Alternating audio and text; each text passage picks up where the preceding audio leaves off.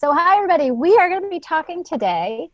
We're taking a little pause in our virtual think tank presentations, and we still have some really amazing interviews that we are so excited to share with you over the next couple of weeks. But we thought we'd take a pause today and honor women and women in business. And the other than this, of course, being International Women's Day, we really kind of got triggered as women in business recently. A lot. Nice to me. I'm being nice to me because we've actually been talking a lot about, we've been using a lot of very rich language that I would never use in front of my 9-year-old recently around business and women in business. And part of what triggered us is Michelle went to a marketing seminar, which I'll let you fill in the details on that in a second. And she brought back somehow, I don't even know where you came across this article in Entrepreneur Magazine that listed top 10 entrepreneur masterminds.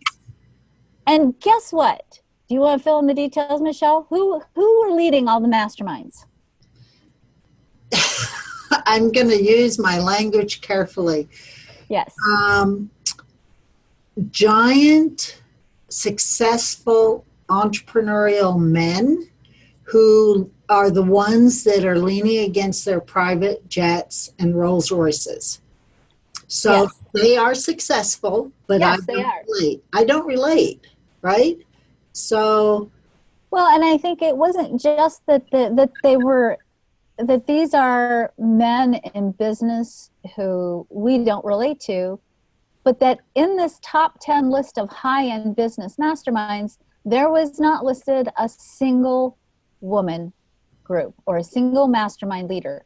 And I know from having been in this business for 35 years, and you know from having been in this business for at least 35 years and probably more, that there are actually women in business running mastermind groups. There are, including us. Yep. And successful women. Yes. And you know, that's just one of the many things that's triggered me about this industry, this online marketing, male-dominated industry, which I think is not necessarily male-dominated at all. I think they're just the ones willing to really put themselves out there and not care what anyone else thinks. And I think as women, so, you know, I get my feelings hurt. I do, right? And I'm not supposed to get my feelings hurt, but someone sends me a nasty email, I get my feelings hurt. And I think as women, that shuts us down rather than keeping it in perspective. We tend to shut down. And so we maybe don't just put ourselves out there as much as some of these men. Well, I think I like to do research. And so in response to some of the conversations we had, I thought, well, let me go do some research on women entrepreneurs, because I will say that the other part that I personally had not related to is I don't relate to gender discrimination. I don't think I've ever really encountered that in my business. Now, as I'm saying, I haven't walked along the street and had all that other stuff happen. That's been part of my regular life on a daily basis, still is. Okay, but in business, I've never encountered sexism. Okay, that I'm aware of, in the way that I know that if I had been, that I did experience as a nurse. I only worked as a nurse for 6 months, but I experienced terrible sexism. I had physicians ask me to take out the trash in their restroom, whatever that wasn't a restroom, but it was their little coffee room. I'm like, I'm out here saving people's lives, and you want me to take out your trash? You know, I've had that experience, but that's something I never experienced as an entrepreneur. So I really was looking at, well, what's going on in the world of entrepreneurialism and women. And I'm just going to read this stuff to you because I think it's really important. And I want to make sure that we shift our attention towards creating and not being mad, because I'm still mad. Okay. So, all right. We'll get over it. You and I'll get over it fast. Right. So here's some stuff to throw out here. First of all, as of 2018, there are 12.3 million women-owned businesses in the United States alone. Compare that to 1972, when there were only 402,000 women-owned businesses, representing 4.6% of all firms. So we have, in the entrepreneurial realm, seen a giant surge in our representation in the world of women-owned businesses. It says, here's another one. The fastest growing segment of startup companies are women-owned businesses, with businesses owned by Black women having a larger share than white women. And why has there been such an increase in women entrepreneurs, particularly with women of color? Women report that starting their own businesses enables them to break free from social constraints, that by being business owners, women can achieve financial independence without relying on the status quo. And in addition, when a woman runs her own business, she has a reduced chance of being harassed or attacked, except by email, right? She is able to have more. I will say that I have, within the last couple of weeks, I did get a dick pic, which in my email inbox from somebody, which I was extremely insulted about. And that hasn't happened in a while. I will say, it says a woman has more control and influence over what happens in her life, which is the definition of power and independence. And I would say for all of us as women entrepreneurs, that's probably the number one reason why we went into business. But it's not about, hey, I want to control my environment so I can take pictures of myself in front of my Rolls Royce. It's been, for most of us, about, hey, I want to go into business for myself because I need to have a job where I'm off at 3 o'clock in the afternoon so that I can be available to my children, so that every evening my children can have a home-cooked meal and we can sit around the table and connect heart to heart, because I know that's the foundation I'm laying. That's a big part of the foundation I'm laying for the future. I know that I have to have the freedom to be able to call my boss and say, hey, I can't be here today. I had to leave class in the middle of teaching last night because in the middle of my class, my middle daughter got into a car accident, and I had to go be able to have the freedom to say, hey, I'm sorry, you guys, but I need to go help my kid figure out, what do I do? What information do I need? How do I get my car towed? Because the car was totally demolished, and thank God she was okay. Yeah, right. I have to have the freedom to be able to take as much time as I can off, to be off in the summer to hang out with my 9-year-old, because that is the definition of freedom and power for me as a woman, as a mother especially. And I think that when we define success, especially when we're looking at success in business, we use parameters that are strictly material based. And we don't look at the value of things like empowerment and freedom. And how do we create greater capacity in the business world to tap into that empowerment and freedom as women? So I want to say one thing about that too, because I think it's important to understand that women can have the money that is associated with having a Rolls Royce. I believe that our community, the people that follow us, the people that we love, our tribe, as it were, if you like that word or not. But I believe that we would choose to do something a little different with the cash. Ooh, can I read you the next statistic? Yeah. Women contribute a larger percentage of their earnings to social good than do men. Right. One theory as to why this occurs is that women, particularly women of color, know that what it's like to be ostracized and treated like an other in the business world, and they've experienced that inequality. Therefore, their business tends to be more socially responsible. In addition, women entrepreneurs tend to emphasize social value goals over economic value creation goals. There. Yeah. And this is, by the way, I'm not trying to set this up as men versus women, although it feels that way. What I really think we need to be... It's International Women's Day. Yes, but it is. So we're allowed to talk about women today, even though we both have lots of men clients. I don't actually have very many women Oh, clients. I do. When in my recent survey that I did early last year, 92% of my clients are women. Wow. So I tend to have women in my groups and more male private clients, which is interesting. And that is interesting. And I don't want to go into that today. Like why? Because we could look at all of that. But I do think I don't think it's about women taking over. right? But it's everything that we've been leading up to the last couple, 2 or 3 years, about women who can step into being who they are and not be apologetic about it, and run their businesses from a place of power, lead masterminds, tell their employees, both men and women, what they need, what they want, work with a team, build empires, and choose to buy a Rolls Royce or help the homeless in their own community, right? So it is about women stepping up at a different place. So there's always been powerful women, but I think it's more accessible now. Totally. Oh, totally. I mean, I would say, you know, you went to this marketing conference. How many women did you think were in the audience? So there were women in the audience for sure. But I mean, I'm just guessing. I don't have the stats in front of me, but it was maybe 80% men, right? So that's a big. I will tell you that I would not be where I am today if it had not been for the generosity of male entrepreneurs in business, of men in business.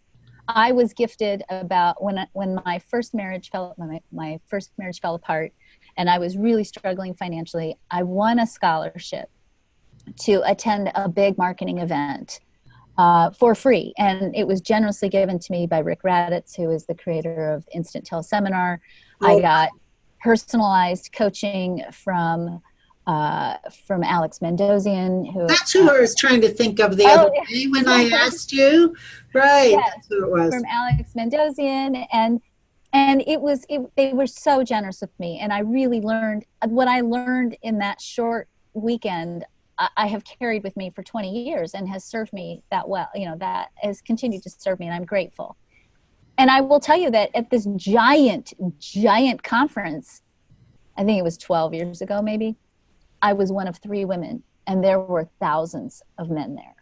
And it was very, very interesting to sort of feel that energy, and then recognize that my drivers for doing business wasn't about what was driving these guys. They had goals like, I want to be the first work-at-home billionaire. And I'm like, I don't have that as a goal.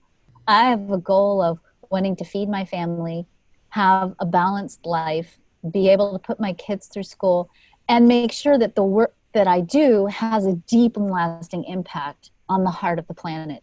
Now, I will tell you, as my children have matured, my goal around the impact I want to create in the world has gone up, you know, proportionately, but I still am a mom at home, and I have aging parents now and an aging husband. And so, you know, to me, if I was successful without all of that being in balance, that wouldn't be success for me. That would be failing. And I think that's just a very different way of creating business. And I do think that sometimes we have to, it ends up that we compromise on the material gain, because we can't, it's a little bit challenging to create it all the way across the board, completely aligned and balanced all the time. And it's an interesting dance sometimes to play how do we create money, have impact, and still have dinner on the table dance. So can we give a couple of tools? Because I have some things I'm thinking about. Totally. Like some tools that women especially can use on International Women's Day. Number 1, be really cognizant of the fact that being busy doesn't mean that you always get stuff done. And I think women go down this rabbit hole quicker, in my experience, and this is generalization. So take what works for you here in these tips and tools we're going to give you. Look and see whether the task that you're doing or the busy work that you're doing is distracting from the big goal. Now, there are people who are really good at tasks and details and need to get those things done. Just make sure it's working toward a big goal. So if you, just to give an example, and we're talking about marketing, you don't have to go tweak every page on your website if you're trying to get opt-ins. Just tweak the opt-in page and fix the funnel. Yep. And I think as women, we're like, oh, now this is so pretty, or this is perfect. Let's go make this other page perfect when it has nothing to do with our goal. So that's the first tip.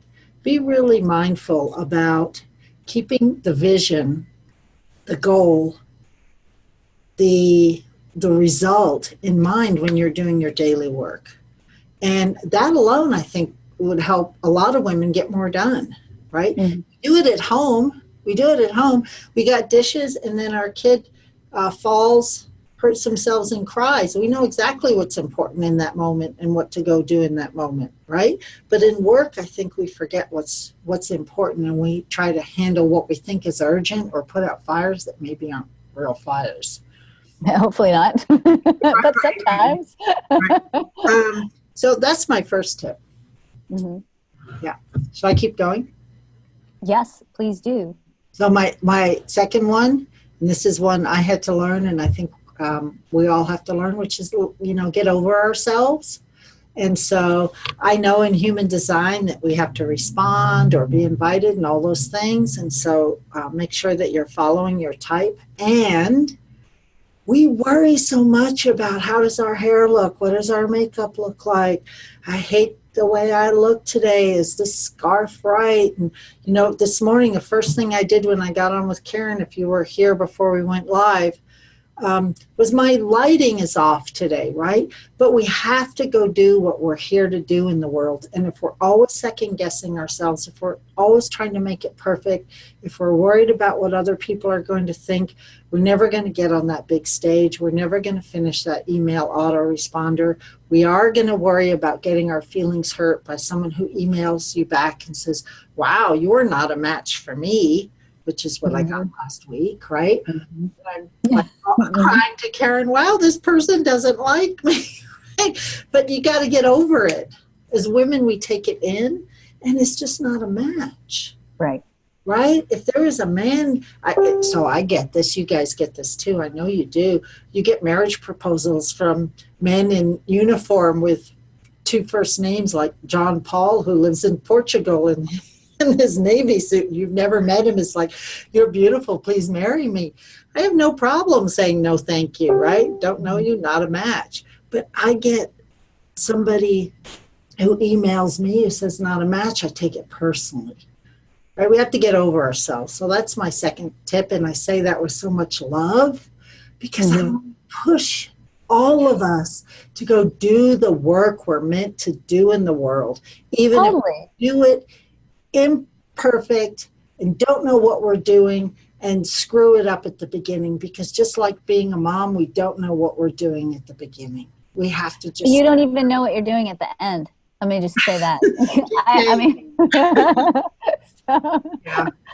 But I just would throw in there, I did an interview recently, actually, one of the interviews in our virtual think tank series, and I interviewed a man, and he showed up. His hair was sweaty. He was wearing a t-shirt. He had just come in from the gym, and he sat down to do the interview, and he didn't care. And I'm thinking, oh my God, do you know how long it's taken? I mean, I have this thing in my head about you got to look a certain way for business and on camera and present yourself a certain way. I mean, I would not get off my bike and come downstairs and start doing videos. I would feel horrible. And I'm not necessarily saying that that's the way we want to do it, and that's also a personal preference, but it needs to be a personal preference. It needs to not be, oh, women have to look this way on camera, and a dude can just come in from the gym dripping with sweat and go, hey, cool, here I am. We have different standards. Okay, so I want to respond to that, Karen, because I think we as women want to look good and feel confident and feel ready to be out, and then you just do it. So I know that you like to look great. I like to look great, as great as I can. And then I'm like, okay, this is as good as it gets. Let's go, right? It's not like, oh, my hair didn't do the curl thing this morning, so I'm not getting on live Facebook. It's like, I got a show to do. I'm committed. Let's go. So there's a balance there. You've got to feel confident. I'm not asking anybody to get on live in their sweats unless that's your branding and that's your thing. I'm not saying that. I'm just saying don't let this illusion of perfection stop you from doing what you're here to do in the world. Yes, totally, totally. And I mean, the other piece that I think it's adding to skills and then I want to wind up and talk about the future of women in business, because I Great. think that's a Perfect. really good place for us to end. You know, I do think that, and I think the statistics bear this out, whether you're working in a job or whether you are running your own business, women tend to carry the bulk of the labor in the home, in the childcare, even the emotional labor of holding it all together. I mean, just doing things like keeping the family calendar together, that's not technically work, but it's emotional labor.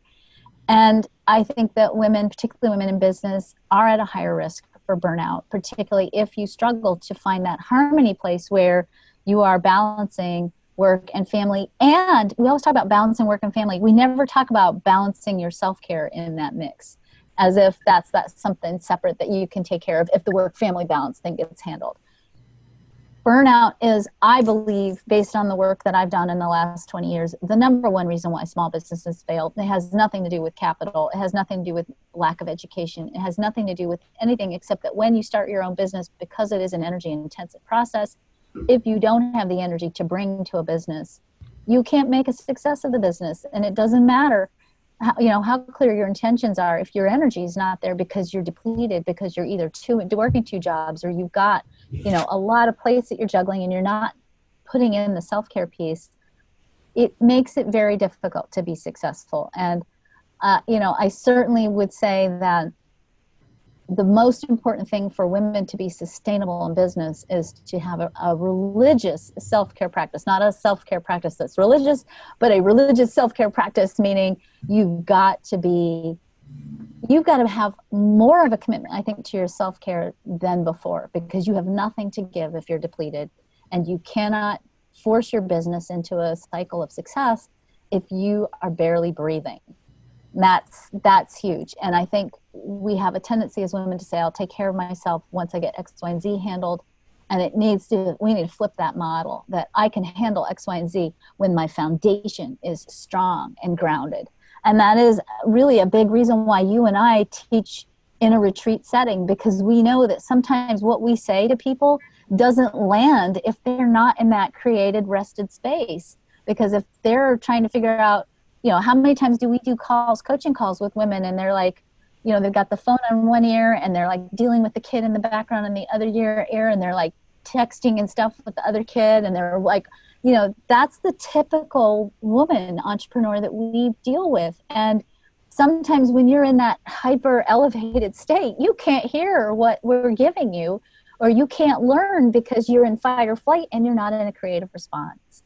And that would be, I think, a very key thing to pay attention to. And I will say, sometimes women are like, well, how do I know if I'm burned out? Beyond the obvious.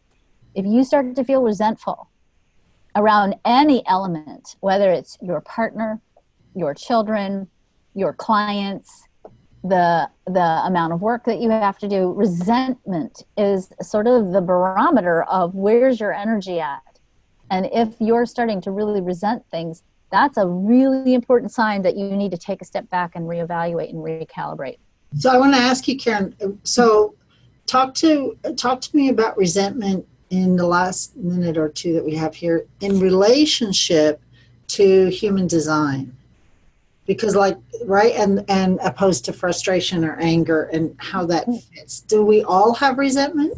Regardless? I think so. And I actually think resentment gets expressed differently according to type. So if you're a manifestor energy type, you're going to feel angry because your creative flow got interrupted. If you're a manifesting generator or generator, you're going to feel frustrated because you're not able to do what you want to do because there's too much stuff dragging behind you.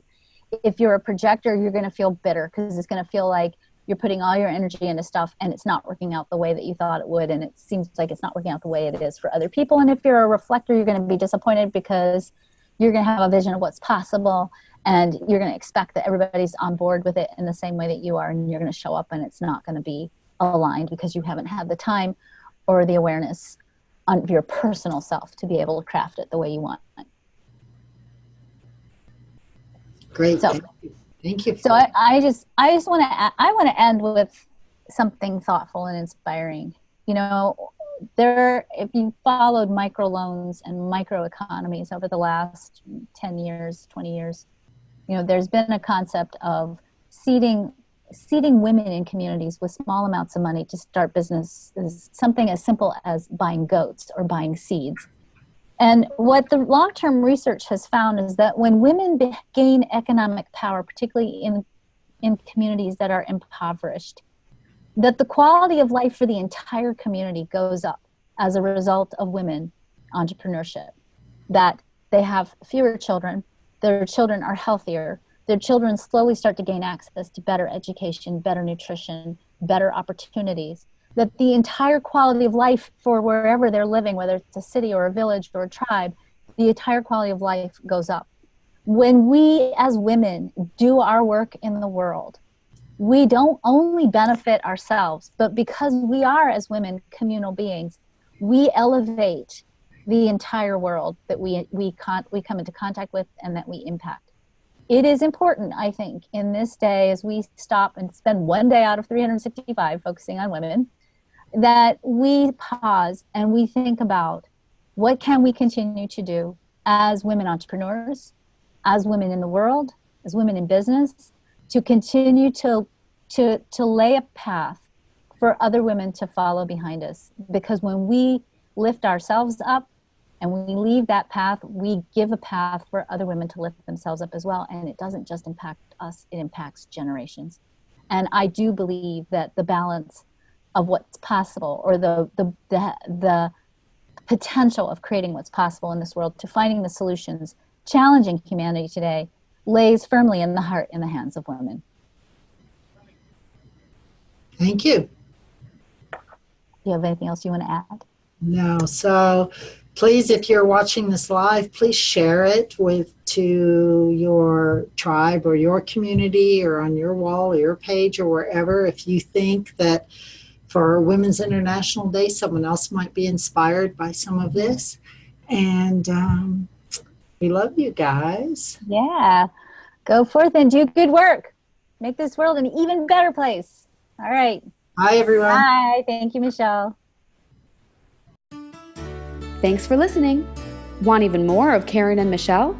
Don't forget to subscribe and head on over to thematrix.world to join our growing virtual co-working community for even more amazing content and coaching.